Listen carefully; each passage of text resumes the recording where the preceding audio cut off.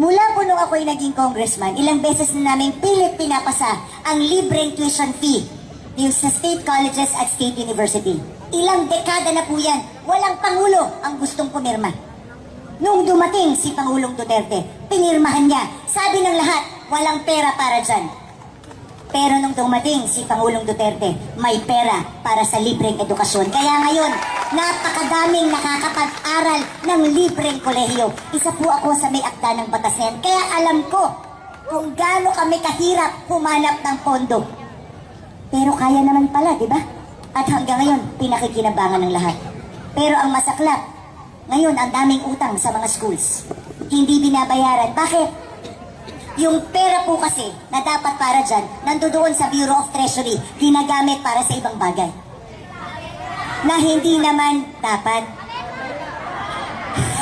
Nasaan po? Kayo nagsabi niyan, hindi ako ha.